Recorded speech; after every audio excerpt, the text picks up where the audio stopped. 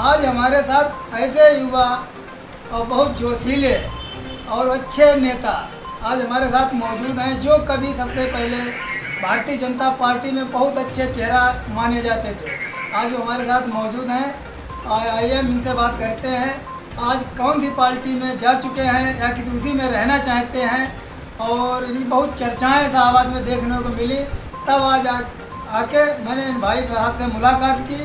तो भाई साहब, सबसे पहले तो मेरे चैनल की तरफ से आपको बहुत बहुत बधाई हो। धन्यवाद भाई साहब, पहले मेरे दर्शकों को अपना शुभ नाम बताएं। अमर रस्तोगी। रस्तोगी जी, ये बताएं आप सबसे पहले किस पार्टी से थे आप? पहले मैं भारतीय जनता पार्टी और विश्व हिंदू परिषद समेत कई पदों पर उनमें मैंने काम किया है, लेकिन वर्तमान में मैंने बहुजन समाज पार्टी के लिए कार्य करने की अपनी इच्छा जताई और बहुजन समाज पार्टी को ज्वाइन किया। अब आपने बहुजन समाज पार्टी को ज्वाइन किया है? हाँ, बहुजन समाज पार्टी को ज्वाइन। और आपने भाजपा में क्यों छोड़ा फिर? भाजपा छोड़ने का मुख्य कारण चुनाव लड़ने से संबंधित है, क्योंकि मेरी मंशा पूर्व से ही थी कि मैं बहुजन समाज पार्टी से ही चुनाव लड़ूँ, दलित पिछड़े समाज के लिए कार्य करूँ। समाज में जिस तरीके से हमारे समाज को एक प्रदर्श में नीचा दिखाने का, उन्हें दूषित करने का, उन्हें परेशान करने का, द्रवित करने का कार्य जो कर रहे हैं लोग, उन सबको मैं एक जवाब दे सकता हूँ। तो आप बहुजन समाज पार्टी से कौन से पद पर क्या किससे लड़ रहे हैं? बहुजन समाज पार्टी में नगर पालिका का चुनाव लड़ना चाहता हूँ। कौन कौन मुद्दे से लड़ोगे? बहुत से मुद्दे हैं। आप शाहबाद नगर में एक मुद्दे को आप उठा के देखेंगे तो आपको समझ में ही नहीं आएगा जी। बहुत से मुद्दे हैं। मैंने बहुत से मुद्दों पर लड़ाई लड़ी है, चाहे भ्रष्टाचार से संबंधित हो, चाहे अवैध कब्जों से संबंधित हो, चाहे यहाँ की पॉपुलेशन को पूरी तरह स्वतंत्रता न मिलना, यहाँ पर लोगों पर दबाव बनाया जाना, यहाँ की सफाई व्यवस्था, यहाँ पर नालियों की व्यवस्था, यहाँ पर चिन्हित करके उन्हीं मोहल्लों को काम ना होना जहाँ हिंदू वोटर रहता है। इस तरीके की कई ऐसी बातें हैं जो यहाँ को पूरा माहौल चेंज करने का काम मैं करूँगा। बहुजन समाज पार्टी में आने के बाद मैंने ये सोचा कि जो वोटर वोट देता है और वोट देने के बाद भी उसे ये झेलना पड़ता है कि किसी भी तरीके से आप हमारे वोटर नहीं हैं। आप अभी नया मामला है, हमारे रामलीले का ही मामला था। विधायिका जी का प्रोटोकॉल आने के बाद भी यहाँ उनका कार्यक्रम कैंसिल हुआ। बड़ा असमंजस की घड़ी थी, उस बीच उनके बेटे का आना हुआ। ऐसी परिस्थितियों में जहाँ पिछड़ा वर्ग और दलित वर्ग अपने आप को ठगा सा महसूस कर रहा है, आपको मैं बता देना चाहता हूँ कि आज की डेट में न्याय व्यवस्था, न्यायपालिका पूरी तरह ध्वस्त हो चुकी है। शाहबाद थाने के आसपास आप दलालों का एक बहुत बड़ा हुजूम देखेंगे। बिल्कुल सत्य कह रहे हैं आप। और परिस्थितियाँ तो इतनी बिगड़ चुकी हैं, उन परिस्थितियों में कार्य करना भी असंभव था भारतीय जनता पार्टी के लिए। मैंने मोदी जी के लिए भी काम किया, योगी जी के लिए भी काम किया, हर चुनाव में तत्परता के साथ चुनाव लड़ाया, लेकिन जिन परिस्थितियों के लिए मैंने संघर्ष किया, वो संघर्ष निचले स्तर के नेता फलीफूट नहीं होने देना चाहते हैं। यहाँ के नेता उसे हर तरीके से अपने कब्जे में रखना चाहते हैं। आज चाहे भ्रष्टाचार का मामला हो, चाहे गौकसी का मामला हो, चाहे सट्टा हो, जुआ हो, बसों की वसूली हो, डबल ट्रेकर बसों का मामला हो, हर तरीके से भ्रष्टाचार पूरे नगर में व्याप्त है और पूरी तरह से प्रशासन इसमें अपनी भागीदारी निभा रहा है। इसमें आप प्रशासन को जिम्मेदार ठहराते हो? हाँ, कहीं ना कहीं प्रशासन शासन जिम्मेदार होता है। जब आंखों के सामने सारे काम होते हों, जब हमें पता हो कि रिश्वत लेने वाला व्यक्ति हमारे ही शासन प्रशासन का है, बड़ा महत्वपूर्ण बिंदु आ जाता है।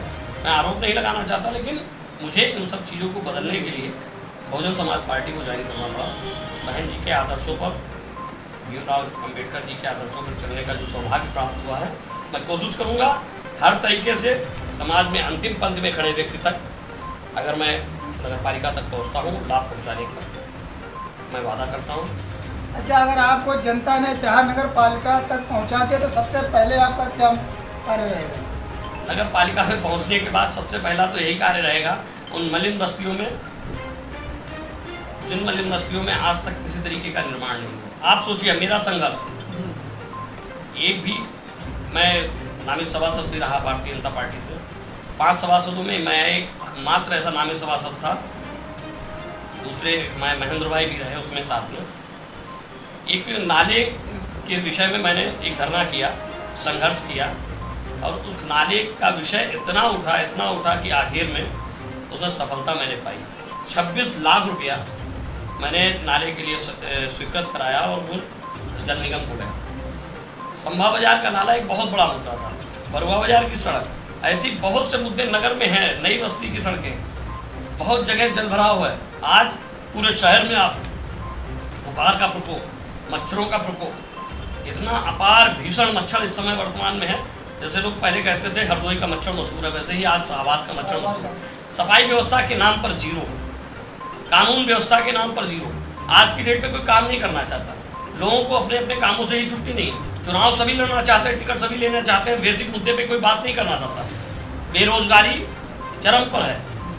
आज नया ट्रैक्ट लोगों ने अपना लिया है, सुबह 8-10 रिक्शे वालों को पकड़वा लिया, शाम को 10-5 रिक्शे वालों को छुड़वा दिया, उसमें भी पैदा करने की अपनी कोशिश की। इस तरीके से जो राजनीति हो रही है, इतनी गंदी भ्रष्ट तरीके से जो राजनीति हो रही है, इसका मैं पुरजोर विरोध करता हूँ। मैंने हमेशा संघर्ष किया है, उस संघर्षशील राजनीति करने का मैं हमेशा प्रयत्नशील हूँ। सवाल मेरा ये है, जैसे आप यहाँ से जैसे अगर जीत गए और जीतने के बाद, और दूसरा मुद्दा जैसे शिक्षा के ऊपर, जीत और हार एक सिक्के के 2 पहलू हैं। मैं अपना भाग्य आजमाने जा रहा हूँ। ये अलग विषय है कि मैं पहली बार चुनाव लड़ रहा हूँ, और ईश्वर अगर चाहेगा तो मैं चुनाव जीतूंगा। मेरा भी विश्वास है, मेरे कार्यकर्ताओं का विश्वास है, बहुजन समाज पार्टी ने मुझ पर विश्वास किया है। इसके लिए मैं पूरी तरह तत्पर हूँ, पूरी तरह तैयार हूँ। दूसरा विषय है शिक्षा से संबंधित। हमारे नगर पालिका क्षेत्र में जो गाँव जुड़े हैं, जो शहर के स्कूल हैं, और नगर पालिका से संबंधित जो भी स्कूल हैं, नगर पालिका से संबंधित हमारा नेहरू विद्यालय है, नगर पालिका से संबंधित राष्ट्रपिता विद्यालय और फुटबॉल विद्यालय से ऐसे विद्यालयों में उचित व्यवस्था हो, और शाहबाद के हर एक विद्यालय में विद्युत संबंधित सफाई व्यवस्था, इससे संबंधित अगर कोई कार्य पड़ेगा तो मैं पूरी तरह तत्पर रहूँगा। और शिक्षा से संबंधित जितने भी अधिक से अधिक कार्य हो सकेंगे मैं कराने की कोशिश करूँगा कि कहीं पर भी हमें असफलता न दिखे।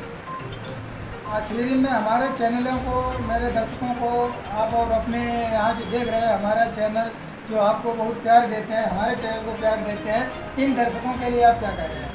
मेरा एक आग्रह है, निवेदन, अनुरोध। हम लोग एक बहुत बड़े वर्ग से हैं, 85% की जनरेशन है, BC-SC मिला।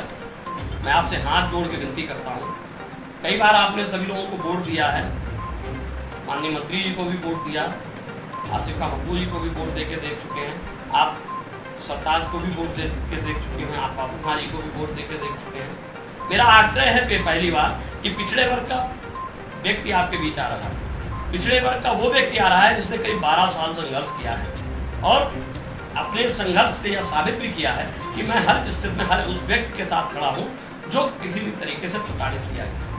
मैंने कभी भी वोट बैंक का सहारा नहीं लिया कि मुझे इस घर में 6 वोट मिल जाएंगे, यहाँ 4 हैं तो मैं 6 वोट वाले की मदद करूँ। मैंने हमेशा उस व्यक्ति की मदद की जो प्रताड़ित किया गया, और मेरी कोशिश भी यही रही।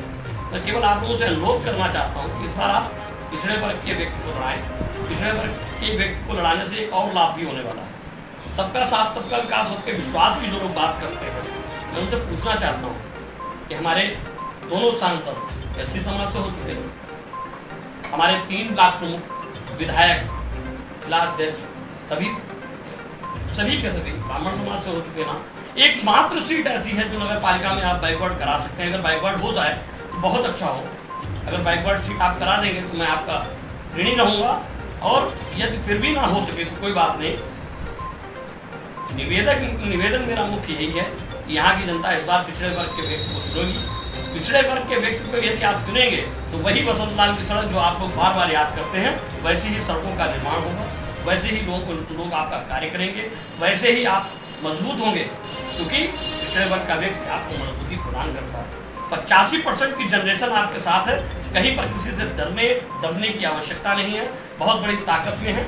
आप इस बात को मान के चलिए हम ही भारतीय जनता पार्टी की सरकार बनाने वाले लोग हैं, हम ही समाजवादी पार्टी की सरकार बनाने वाले लोग हैं। हम लोग अगर जुट जाएंगे तो बहुजन समाज पार्टी का चेयरमैन आपके नगर में होगा, पूरी ताकत के साथ होगा। मैं आपसे यही आग्रह करना चाहता हूँ, इस बार आप बहुजन समाज पार्टी के प्रत्याशी यानी कि मुझे अगर हो सके तो मुझे ही वोट दें, कोशिश कीजिएगा।